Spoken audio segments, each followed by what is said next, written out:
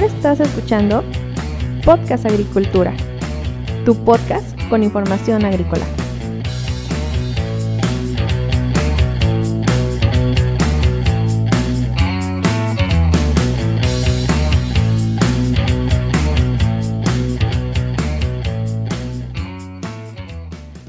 Hola, ¿qué tal? Yo soy Olmo Axayacatl y este es el episodio 86 de Podcast Agricultura. El día de hoy es viernes 26 de junio del 2020 y quiero comentar contigo un estudio muy interesante que se menciona en la página de elpaís.com que indica que es posible reducir a la mitad los terrenos agrícolas a nivel mundial sin mermar la productividad. De hecho, esta investigación que ha sido publicada en la revista Nature Sustainability indica que 576 millones de hectáreas dedicadas a la producción agrícola son innecesarias. Y obviamente pues me ha llamado la atención que se indique esto. El artículo nos indica que el sistema alimentario provoca 1/3 de las emisiones de gases de efecto invernadero en todo el mundo y que tan solo la agricultura es responsable del 70% de las extracciones de agua dulce que se dan en el planeta. Este estudio comienza recordando estas cifras y concluye que es posible devolver a la naturaleza lo que es suyo manteniendo el nivel de producción actual. Los resultados del estudio demuestran que la mitad del espacio agrícola mundial, es decir, las 576 millones de hectáreas que te comentaba, no son necesarias. El profesor Josep Peñuelas, quien lideró el proyecto y es un especialista del Centro de Investigación Ecológica y Aplicaciones Forestales, esto en España, asegura que nos estamos quedando sin suelos con vegetación natural y eso es un problema grave para el microbioma mundial y para el ciclo de los elementos. Se estima que el 39% de la superficie de la Unión Europea se dedica a la producción agrícola, esto según la Oficina Europea de Estadística. Al menos hablando de España, se indica que se utilizan 14 billones de litros de agua por año para regar los cultivos, según los últimos datos del Instituto Nacional de Estadística de ese país. Se estima, según las simulaciones del estudio, que se ha creado a partir de 16 cultivos, que son los 16 cultivos principales del mundo, entre los cuales destacan obviamente algunos cereales como arroz, maíz, trigo, pero también soya, caña de azúcar, patata, algodón, muestran que más del 20% de las áreas mundiales no se destinan a las cosechas de manera adecuada. Por lo tanto, pues los investigadores indican que si se redujera el 50% el terreno explotado a nivel mundial, se aumentaría de forma radical la biodiversidad y los espacios verdes y no se necesitaría tanta agua para la agricultura. Los cálculos estiman que las emisiones de dióxido de carbono disminuirían hasta en un 29%, ya que la vegetación nueva de esas superficies que no se van a utilizar para la agricultura captarían ese dióxido de carbono y que el gasto de agua dulce para la irrigación bajaría entre un 20 y un 35%.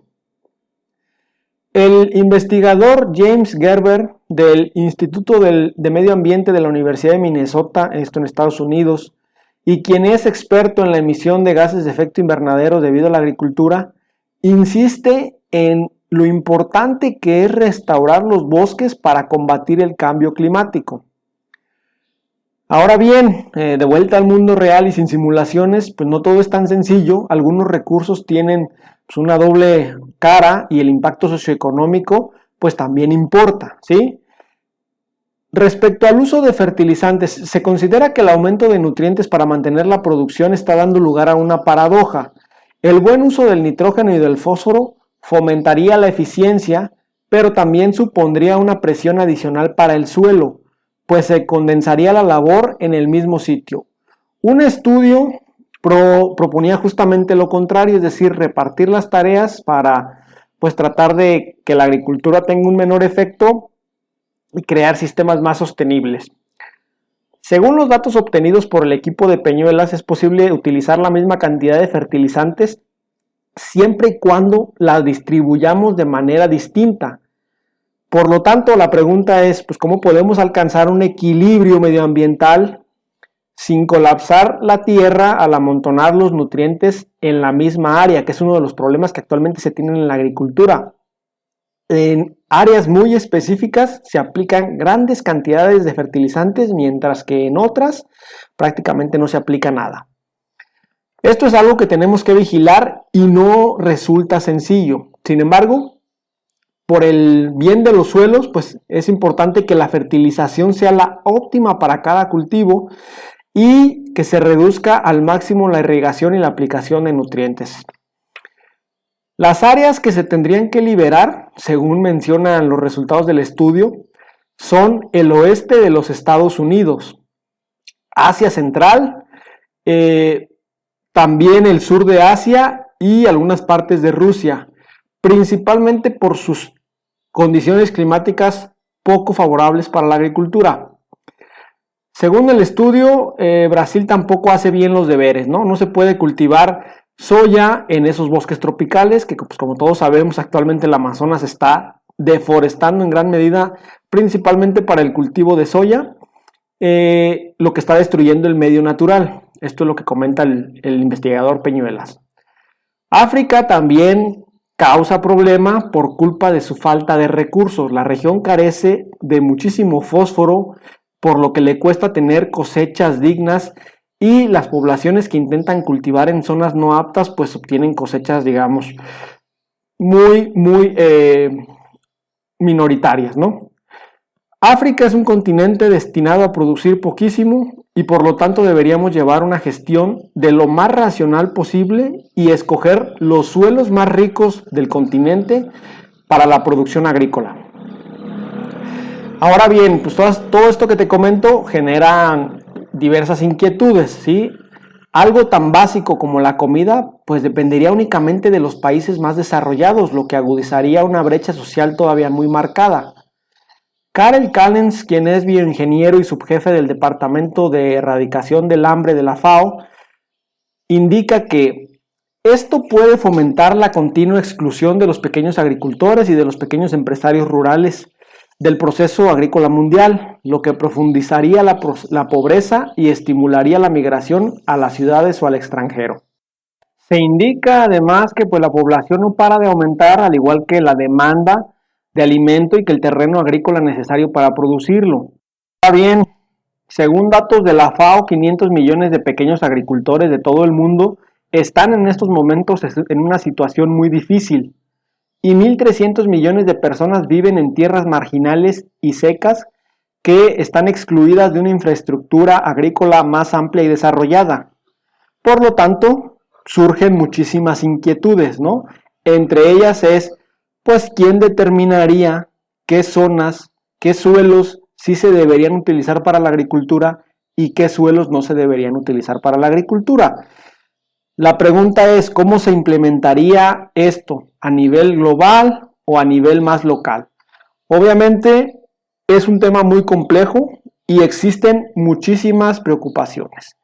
Entre las principales preocupaciones, pues la distribución de los fertilizantes de manera óptima. ¿Cómo podría hacerse frente a tal complejidad y a tales preocupaciones? Pues es algo para lo cual todavía no se tiene una respuesta adecuada. ¿Sí? Se indica que este estudio llega en el momento adecuado porque la atención de los líderes mundiales se está centrando en las transformaciones de los sistemas agroalimentarios necesarios para lograr una mayor sostenibilidad general y erradicar el hambre y la desnutrición. Al menos esto es lo que se indica ya al final del estudio. Sin embargo, yo considero que estamos hablando todavía de una utopía. Sin duda me queda claro que si utilizáramos los fertilizantes de manera más óptima, obviamente la presión sobre los recursos a nivel mundial sería menor. ¿Por qué? Porque no necesitaríamos las cantidades de fertilizantes que estamos aplicando ahora. Sin embargo, todavía nos hace falta muchísimo tramo para llegar a un sistema agroalimentario mundial en el cual la aplicación de fertilizantes sea exacto, es decir, momento exacto, dosis exacta y lugar correcto de aplicación para que la planta pueda utilizar de mejor manera lo que le apliquemos. Pero bueno, considero que se trata de una situación ideal en la cual si todos en el mundo hiciéramos nuestro trabajo, pues sí, posiblemente con la mitad de terreno agrícola podríamos producir no solo lo que producimos actualmente, sino más. Sin embargo, ¿cómo se coordina un esfuerzo a nivel mundial en este sentido? Ahí está la pregunta clave. Es decir, ¿cómo haces que los productores de un país consideren utilizar los recursos de manera más adecuada? Pero también cómo haces para que los productores de otro país completamente distinto, con culturas diferentes, climas diferentes, suelos distintos, traten de hacer exactamente lo mismo. Sin duda, en algún momento de la historia de la humanidad creo que tendremos que llegar a ese punto, pero desde mi punto de vista no considero que vaya a ser pronto, o no al menos durante los siguientes 50 años. Hasta aquí el episodio del día de hoy.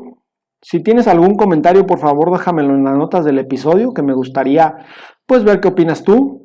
Y recuerda que yo te espero el día lunes con un episodio más de Podcast Agricultura. Espero que tengas un excelente fin de semana, que aproveches el sábado y el domingo para recargar pilas, descansar, hacer aquellas cuestiones que entre semana te resulta difícil hacer. Y bueno, te espero el lunes aquí. Hasta luego.